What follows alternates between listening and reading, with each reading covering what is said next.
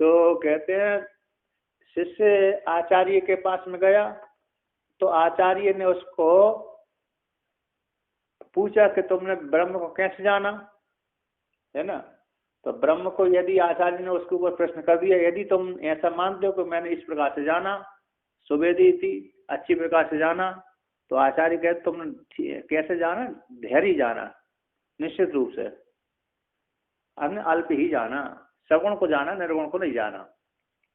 तो यहाँ पर कहते हैं कि सर्वे सारे बात ही इस आत्मा के विषय में संशय को प्राप्त हो जाते हैं। कोई कहता आत्मा है, कोई कहता नहीं है, कोई अस्थि मानता है, कोई नास्ति मानता है, कोई नास्ति अस्थि मानता है, कोई नास्ति नास्ति मानता है, कोई आत्मा को चल मानता है, कोई स्थिर मानता है, कोई अरे अभाव भी मानता है। इस प्रकार से बालिसा आत्मा के विषय में भाव को आरोपण कर देते हैं। चल स्थिर उभय भावई, चलाचल मानते हैं, चल मानते हैं, स्थिर मानते हैं, और उभय चलाचल मानते हैं, और अभाव मानते हैं। ऐसे जिस प्रकार से आत्मा में आरोपण कर देते हैं अज्ञानी लोग। तो आत्मा के विषय में वर्णन, ये तार्किक आदियों के मध्य में भी प्रतिपत्ति होती है, उनके मत सिद्धांत आत्मा को लेकर के सारे तार्किक आदि कैसे होते हैं, विरोधाभास को प्राप्त हो जाते हैं, संशय से युक्त रहते हैं, संशय सापन्न रहते हैं। इसलिए यहाँ पर कहते तस्मात् विदितम ब्रह्म इति सुनिश्चितम उक्तम। यहाँ पर कहते हैं जो ब्रह्म है विदित है, अविदित है ना, तस्मात् अविदितम ब्रह्म सुनिश्चित, जो विदित नहीं है यानी विषय रूप से नहीं जाना गया वही ब्रह्म है, सुनिश्चित होता है। तो कहते उक्तम कहा गया है विषम प्रतिपत्तित्वात्, इस विषय में है ना, कैसे विषम है, दुर्बोधत्वात्, इस परमात्मा के विषय में जानना बड़ा कठिन है, दुर्बोध होने से ये वस्तु है। यदि मन से इत्यादि जो आचार्य ने कहा, तो विषम प्रतिपत्ति होने से, दुर्बोधत्व होने से, यदि मन से, ऐसा जो आचार्य के वाक्य है, तो साशंक वचन, शंका से युक्त वचन है। तो इस प्रकार से आचार्य के वचन युक्ति है, ऐसा वर्णन किया। क्योंकि किसी ने निर्गुण परमात्मा को सगुण रूप से जान लिया तो ठीक नहीं जाना, जिसने निर्गुण परमात्मा को निर्गुण रूप से जाना तो ठीक जाना। अब उसी को कहते हैं यदि मन से सुविदित, यदि तुमने माना सुवेदित माना, सुवेदी माना, मतलब अल्प जाना, कैसे जाना, विषय रूप से जाना, तो तुमने कहते धैर्य जाना, उसी को लेकर कहते हैं धैर्यम अल्पम एव अपि नूनम तम वेत्ता जाने से ब्रह्मण रूपम। तो यदि तुम सुवेदी रूप से जानते हो ब्रह्म को, तो आचार्य कहते हैं धैर्यम यानी अल्पम, अल्प ही, अपि निश्चित रूप से, अल्प ही तुमने जाना, नूनम निश्चित रूप से, तुम वेत्ता तुम जानते हो, जानी से ब्रह्मण रूपम, ब्रह्म का रूप को कैसे जानते हो, अल्प ही जानते हो, क्योंकि तुमने अच्छी प्रकार से जाना। तो यहाँ पर पूर्व पक्षी प्रश्न कर रहा है किम अनेकानि ब्रह्मण रूपाणि महंती अर्वकाणि च हेन अहा धैर्यम एव इत्यादि। पूर्व पक्षी ने प्रश्न किया क्या अनेक ब्रह्मण रूपम, अनेक ब्रह्म के रूप हैं, महान और अर्वक, मान और अर्वकाणी यानी अल्पानी रूप है क्या ब्रह्म के, जिससे कहते आप कहते हैं कि धैर्यम एव, आचार्य कहते हैं कि धैर्य जाना है ना, कि बहुत से रूप, तो सिद्धांत कहते बाड़म ठीक, हाँ ब्रह्म के बहुत से रूप है, उपाधि को लेकर बहुत से रूप धारण कर देता ब्रह्म, उपाधि को लेकर के बहुत से रूपों को धारण कर लेता, किंतु उपाधि से रहित होकर के एक ही है, बिना रूप वाला है। कहते हैं सिद्धांत कहते बाड़म हाँ है, ऐसा ही है। कैसे है, अनेक है, अनेक रूप वाला ब्रह्म हो जाता है। कहते अनेकानि ही नाम रूप उपाधि कृतानि ब्रह्मणो रूपाणि न स्वतः, ब्रह्म के अनेक रूप हो जाते हैं, किसको लेकर के, अनेक नाम रूप उपाधि को लेकर के, नाम रूप उपाधि कृतानि ब्रह्मण रूपम, नाम रूप उपाधि को लेकर के ब्रह्म के बहुत से रूप हो जाते हैं, न स्वतः नहीं होते। स्वतः तो फिर कैसे है, तो स्वतः तो ब्रह्म के रूप है, अशब्दम अस्पर्शम अरूपम अव्ययम तथा अरसम नित्यम अगंधवच्च इति शब्दादि भी सह रूपाणी प्रतिसिद्ध्यन्ते। तो यहाँ पर सिद्ध कठोपनिषद में आया है 1:3:15 का है, कहते अशब्दम है, शब्द का विषय नहीं है। स्पर्श है, स्पर्श का विषय नहीं है। श्रवण इंद्रिय का विषय नहीं है। अरे श्रोत इंद्रिय का नहीं है। चक्षु इंद्रिय का विषय नहीं है। अरूप यानी रूप यानी चक्षु का विषय होता है। रूप रूप का भी रूप नहीं है, अरूप वाला है तो चक्षु इंद्रिय का विषय नहीं है। वे आदि है, दान आदि होता है, व्यय होता है वस्तु का, तो व्यय भी नहीं होता है इसको, व्यय अव्यय होता है, अव्यय है ये। और अरस है, रस वाला नहीं है, रस इंद्रिय का विषय नहीं, अरस वाला है। नित्य, अगंध बच्चा, गंध घ्राण इंद्रिय का आदि का भी विषय नहीं है, सारी उपाधियों से रहते हुए यह तो जो परमात्मा है। फिर शब्दादियों के द्वारा, यहाँ पर कहते शब्द आदियों के सहित रूपों को भी श्रुति निषेध करती है, प्रतिसिद्ध्यंते। इस श्रुति में परमात्मा के साथ शब्दों के साथ साथ रूपों को भी निश्चित कर देती है। तो नाम रूप से रहित परमात्मा है। अस्ति भाति प्रियम नाम रूप इति पंचकम।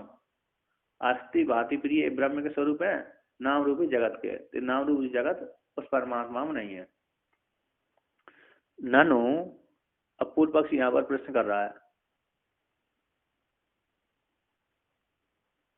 ननु येनेव धर्मेण यद रूप्यते तदेव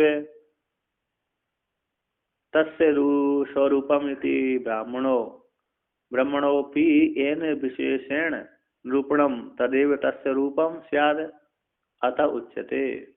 पूर्व पक्षी प्रश्न कर रहा है, येनेव धर्मेण, जिस धर्म के द्वारा यद घट वस्तु पट वस्तु आदि जो वस्तु यद रूप्यते जानी जाती है, तद वे ही तस् उसका स्वरूपम होता है उस घटपट आदि वस्तु का।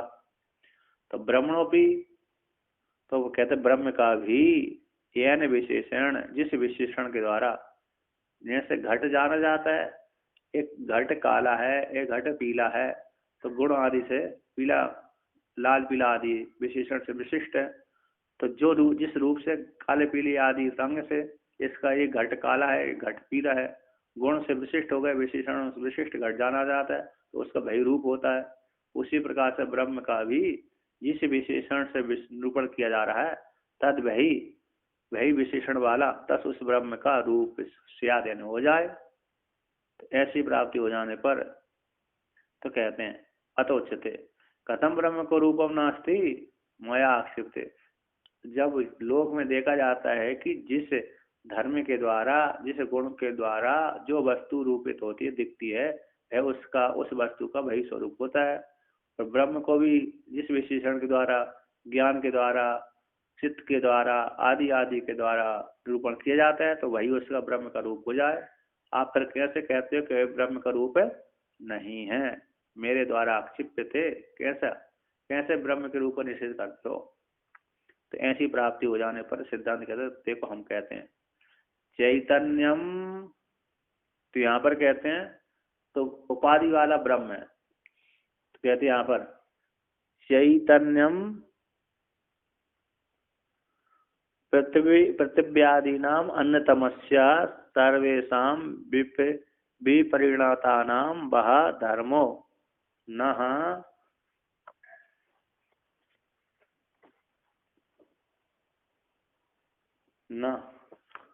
न भवति। कहते हैं तो कहते चैतन्य जो पृथ्वी आदि में से एक कोई पंच पृथ्वी है, जल है, तेज है, वायु, आकाश, इन पांच भूत हैं। इन पांच भूतों के मध्य में अन्यतम एक का भी अथवा सर्वेशम विपरिणाम, सर्वेशम भूतों का जो संपूर्ण भूतों का विपरिणाम यानी शरीर आदि, उन शरीरों का भी आया तो पंचभूतों का, तो शरीर पंचभूतों का परिणाम शरीरों में से एक भी धर्म चैतन्य का नहीं है। अतः पंचभूतों को चेतन नहीं बोलते, शरीर को चेतन नहीं बोलते। तो इनका धर्म एक भी धर्म है पांचों भूतों का अथवा पंचभूतों के द्वारा बने हुए शरीर का भी धर्म चेतन नहीं है, चेतन धर्म नहीं है। तथा उसी प्रकार से श्रोत्रादीनाम अंतःकरणस्य चार धर्मो न भवति। उसी प्रकार से श्रोत्रादियों का और अंतःकरण का चेतन धर्म नहीं होता, अतः वो चेतन नहीं जाने जाते हैं, वो तो जड़ ही जानी जाती हैं। ब्रह्मणो रूपम इति, जिससे ब्रह्म का रूप हो, अतः श्रोत्रादि अथवा अंतकरण, श्रोत्रादि और अंतकरण का भी चैतन्य धर्म नहीं है जिससे ब्रह्म का वह रूप बने। तो ब्रह्म का रूप क्या है? तो ब्रह्म का ये रूप है। तो परिशेष न्याय से पांच भूतों का भी चेतन धर्म नहीं है, पांच भूतों के द्वारा बना हुआ संघात भी चैतन्य का धर्म नहीं है, श्रोत्रादि इंद्रिय भी चैतन्य का धर्म नहीं है, अंतःकरण भी चैतन्य का धर्म नहीं है। अतः वो चेतन नहीं बल्कि सारे जड़ ही जड़ है जिससे ब्रह्म का वो रूप होए। तो फिर ब्रह्म का रूप क्या है? तो कहते हैं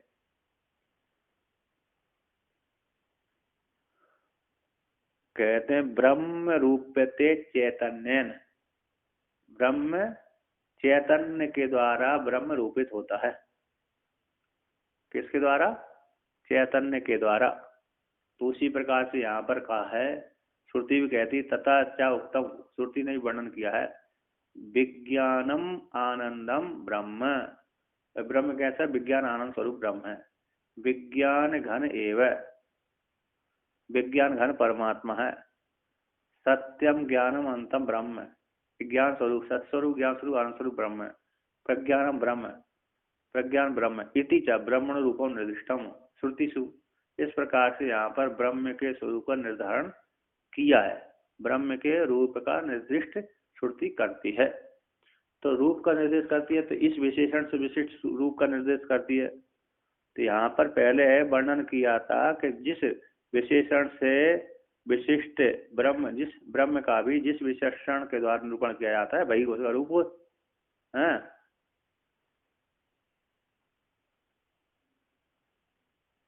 हाँ, ये विज्ञान आनंद ब्रह्म है कि विज्ञान रूप विशेषण से ब्रह्म जाना जाता है, विज्ञान घन रूप विशेषण से परमात्मा जाना जाता है। विज्ञान है ना, विशेषण जानाति थी विज्ञानम,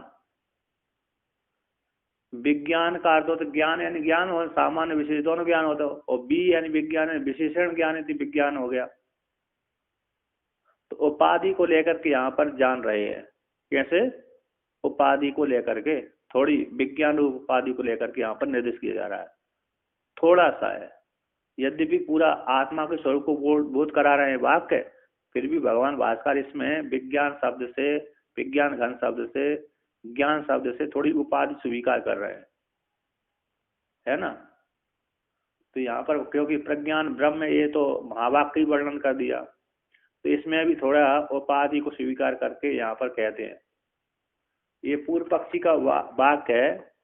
पहले वर्णन किया था कि ब्रह्म का जिस विशेषण के द्वारा निरूपण किया जा रहा है भाई उसका रूप हो, ऐसी प्राप्ति हो जाने पर ऐसी अतः उचित, इसलिए कहा जाता है कि ब्रह्म का वो रूप है। ब्रह्म का रूप नास्ति, नहीं है। कैसे आप ब्रह्म का रूप नहीं है ऐसे मेरे द्वारा आप क्षिपते, क्योंकि देखा गया है लोक में। तो ब्रह्म चैतन्य पृथ्वी आदि में से एक भी चैतन्य का धर्म नहीं है, शरीर का भी चैतन्य धर्म नहीं है, पृथ्वी आदि का नहीं है, शरीर ज्ञान इंद्रिय कर्म इंद्रिय का भी नहीं है, अंतःकरण का भी नहीं है। तो किंतु ब्रह्म का कैसा है धर्म है, किस रूप के द्वारा ब्रह्म जाना जाता है?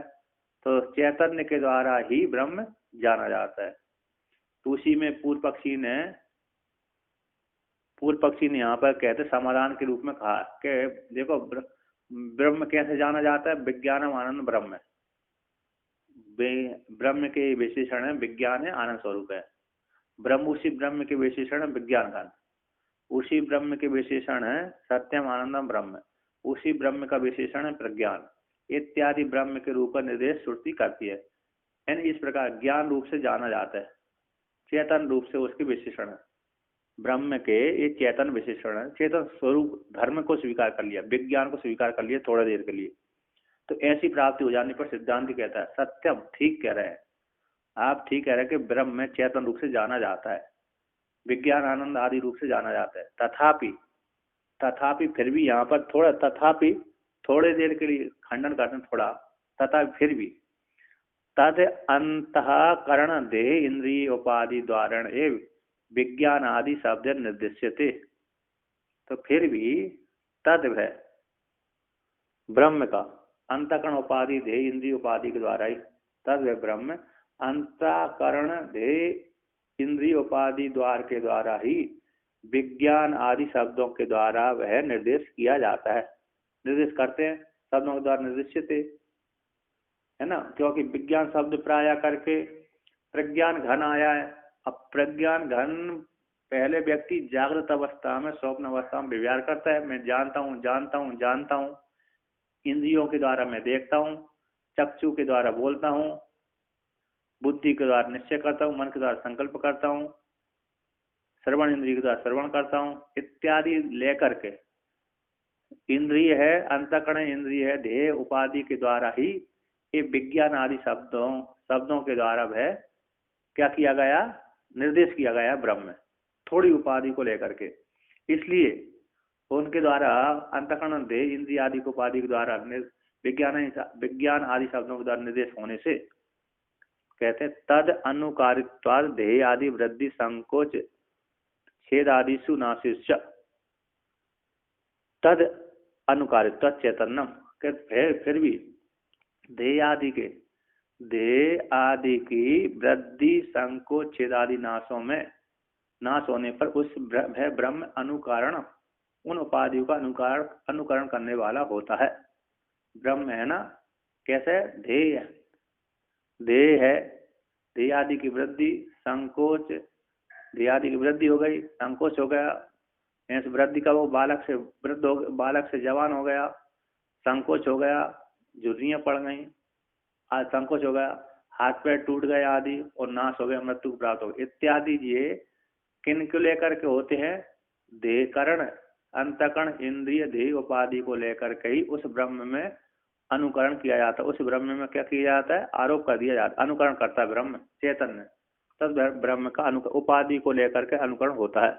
न सोता, वह सोता उस ब्रह्म में ये न कहता, जैसे आकाश है, आकाश महाकाश है, उस महाकाश में घट की उपाधि को लेकर के घटाकाश मठाकाश, एक घट फूट गया, एक मठ फूट गया आदि, तो घट रूप उपाधि को लेकर के आकाश में आरोप किए जाते। स्वतः आकाश में नहीं होता, उसी प्रकार से न स्वतः परमात्मा नहीं, स्वतः परमात्मा में विज्ञान आनंद ब्रह्म नहीं होता, अतः ब्रह्म स्वरूप ही होता है। किंतु विज्ञान आनंद ब्रह्म, विज्ञान घन ब्रह्म, सत्यम घन ब्रह्म ये कैसे है, देकर इंद्रिय अंतःकरण ध्येय इंद्रिय आदि उपाधि को लेकर के प्रयोग कर देते हैं, विज्ञान आदि शब्दों के द्वारा निर्देश किए जाते हैं। और ध्येय आदि वृद्धि संकोच छेद आदि नाशों का नाश हो जाने पर तद भय ब्रह्म इनके नाश से कि इनके नाश के द्वारा उसका अनुकरण किया जाता है ना, उनके नाश में उनका ब्रह्म का अनुकरण कर देते हैं। किंतु स्वतः उसमें कुछ भी नहीं है, स्वतः तो परमात्मा में कुछ भी नहीं, बस इन शब्दों के माध्यम शरीर आदि के छूट जाने पर उस परमात्मा का नाम का अनुकरण कर दिया जाता है, यानी उपाधि का अनुसरण कर लेते हैं, परमात्मा में आरोप कर देते, उपाधि को लेकर आरोप कर देते हैं। ठीक है ना, हरिओम।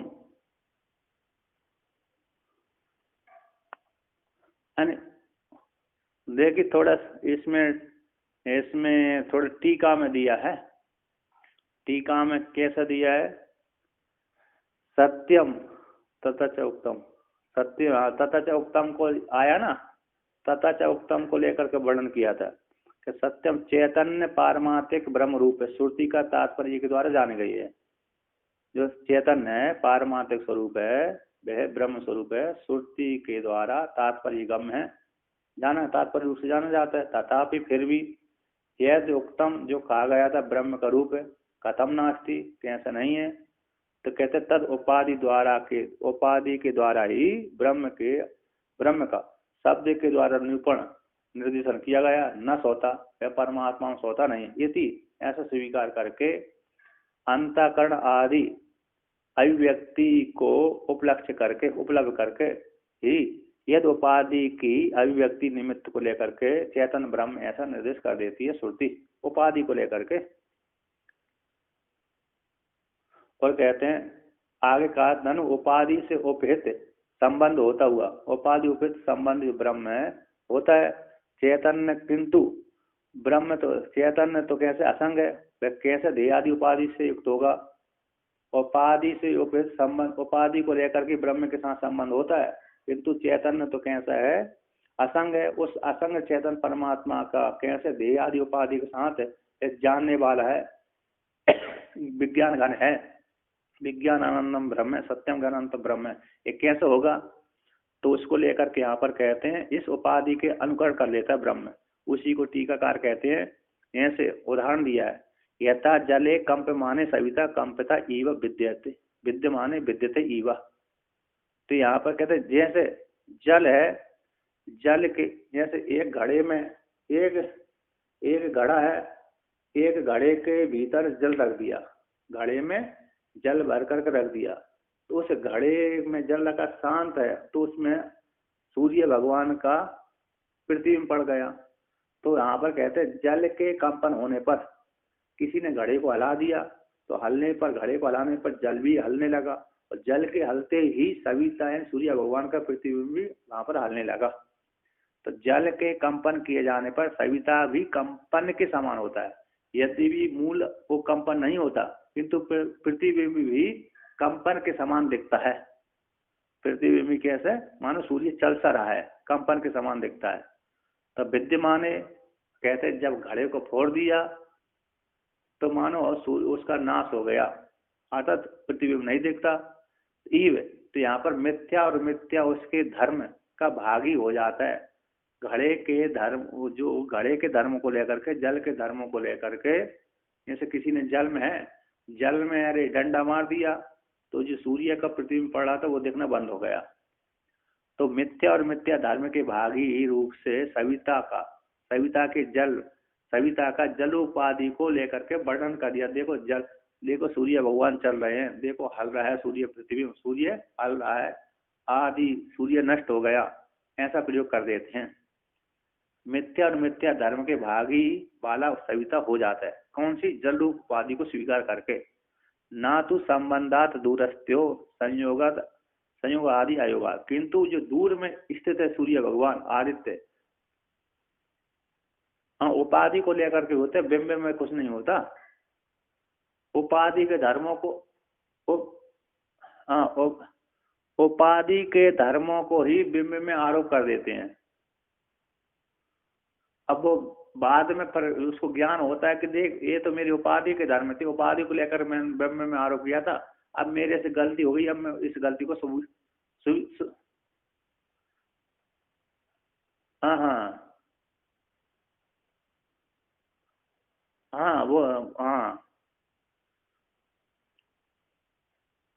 हाँ ना, मतलब ये प्रतिबिंब के दोष से बिंब में कोई दोष नहीं आता। छाया के दोष, छाया में यदि कोई हो भी जाए ना, तो उससे उसको मूल उसमें कुछ नहीं होता। तो इस प्रकार से, तो यहाँ पर कहते हैं कि यहाँ से सूर्य भगवान जो आकाश में विद्यमान है ना, तो उन वो दूर देश में स्थित है, उनका संबंध हो ही नहीं सकता, तो संयोग आदि का अभाव है। फिर भी उसमें संयोग उपाधि को लेकर उसमें आरोप कर दिए जाते हैं।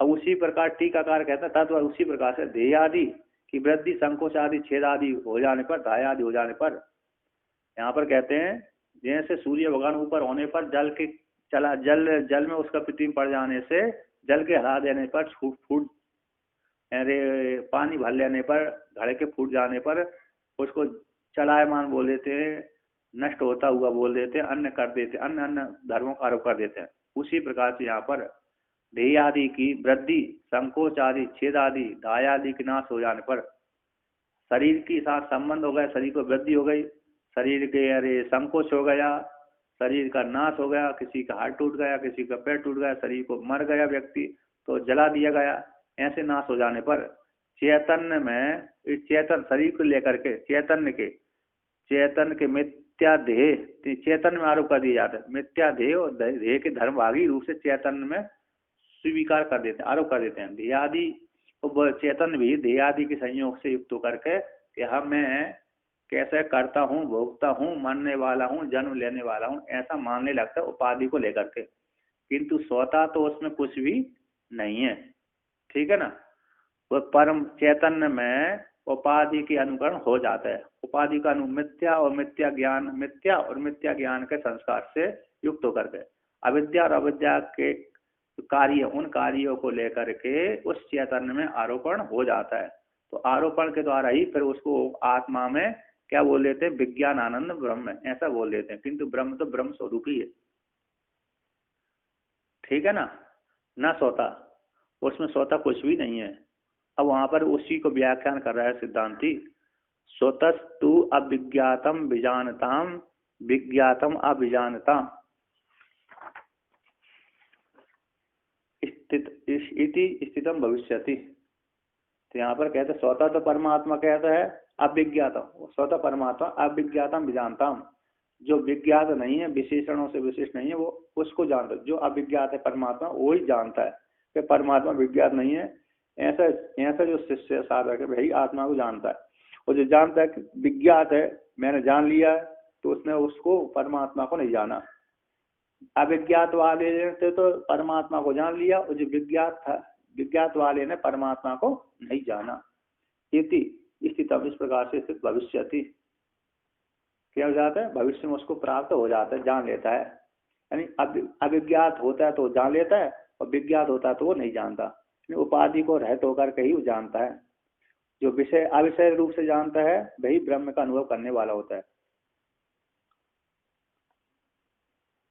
यहाँ पर टीकाकार कहते हैं अविषयता रूप से ही, विषय विषय के साथ उपलब्ध न होते हुए जो चैतन्य का स्मरण है वही ब्रह्म का अनुभव है, इस प्रकार से जानता है। और जो विषय रूप से जानता है वो नहीं जानता। तो यदि स्तंभ भविष्यति, भविष्य में स्थित है, मतलब इस प्रकार से जान लेता है। अब आगे कहते हैं यद अस्य ब्रह्मण रूपम इति पूर्वण संबंध है, जिससे ब्रह्म का वो रूप होता है। यद इस ब्रह्म का रूप होता है, इस ब्रह्म का रूप होता है। यदि तुमने कैसे जाना, यदि तुमने उपाधि से युक्त जाना तो ब्रह्म का जो रूप है वह परिच्छिन्न रूप से ही तुमने जाना। यदि जो ब्रह्म का जो रूप है ऐसा उपाधि से युक्त जाना कि मैंने विज्ञात जान लिया है, यदि ऐसा मानते हैं तो फिर तुमने सुविधा मान लिया, तो फिर तुमने न्यूनम निश्चित रूप से धैर्य जाना, अल्प ही जाना है ना। ना के अब यहाँ पर कहते उदाहरण देते हैं, नहीं, सिद्धांत कहता है जो इस प्रकार से जानता है अल्प ही जानता है। यानी शरीर उपाधि से, स्थूल उपाधि से, सूक्ष्म उपाधि से जो ब्रह्म को जानता है उसने परमात्मा को अल्प ही जाना है। यानी पूरा पूरा ब्रह्म नहीं जाना, कार्य ब्रह्म को ही जाना। न केवलम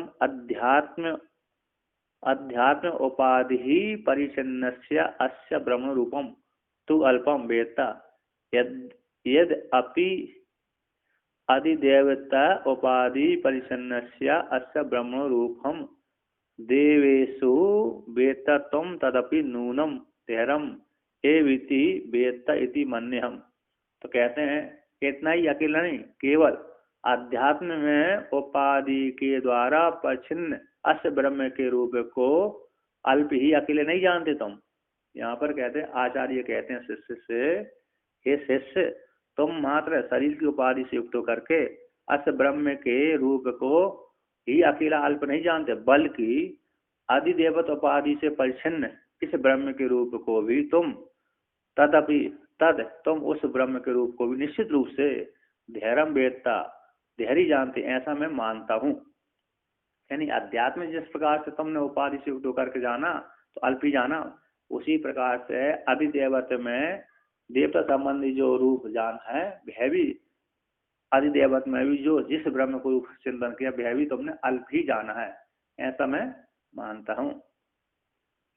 तो फिर क्या करें, तो यहाँ पर कहते हैं यद अध्यात्मम यद अधिदेवतम देवम तदपि च देवेषु उपाधि परिच्छिन्नत्वात् धैर्यत्वात् नह निवर्तते। कहते हैं और जो अध्यात्म है, शरीर में उपाधि से युक्त कर जानता है, और यद अधिदेवत जो अधिदेव संबंधी देवता संबंधी ब्रह्म को जानता है, तदपि भय देवताओं के मध्य में, मनुष्यों के मध्य में उपाधि परिच्छिन्न वाला होने से, शरीर में उपाधि वाला होने से, देवताओं में भी उपाधि वाला होने से, धैर्य होने के कारण निश्चित रूप से तुम उसका धैर्यत्व की निवृत्ति नहीं होती। अतत अल्पत्व की निवृत्ति नहीं होती। अतत जो भी जाना है शिष्य तूने वह अल्प ही जाना है, ऐसा मैं स्वीकार करता हूँ, मानता हूँ।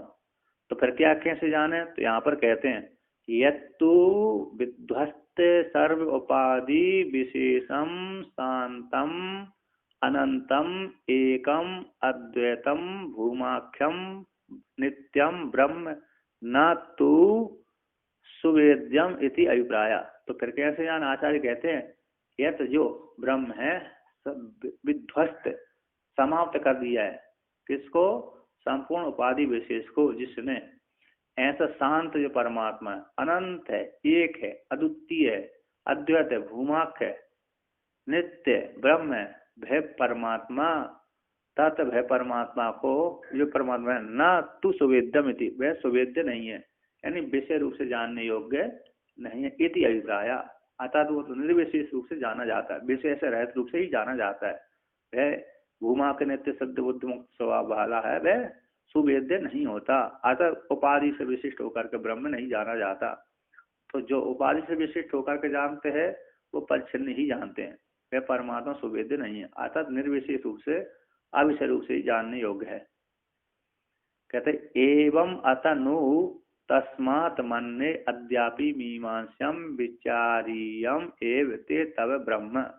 इसलिए हे शिष्य मैं मानता हूँ, नु अत इसके अंतर नु निश्चित रूप से, तस्मात इसलिए मैं मानता हूँ, मन्ने हम मानने, अद्यापि आज भी, ऐसे ऐसे मीमांसा विचारिए ते तब आपको, तुम्हारे लिए अभी भी आज भी ब्रह्म में विचार करने के योग्य है। अगर तुम विचार अभी तो हमने जो जाना है ब्रह्म तो वो निर्विशेष नहीं जाना बल्कि उस सोपाधिक ब्रह्म को जाना है, इसलिए तुमको अभी विचार करना चाहिए, मीमांसा करने चाहिए, मीमांसा करने की योग्य है। तो इस प्रकार से तुम्हारे लिए अभी विचार करने को, चिंतन करने का योग्य है। ऐसा आचार्य के द्वारा मेरे वाणी सुनी, उपदेश सुना, तो सुनने के पश्चात आचार्य के मुख से इस प्रकार से सुनना, और सुनने के पश्चात क्या किया उस शिष्य ने? तो कहते हैं एवं आचार्य उक्त शिष्य एकांत उपविष्टा समाहिता सन यथोक्तम आचार्येण आगम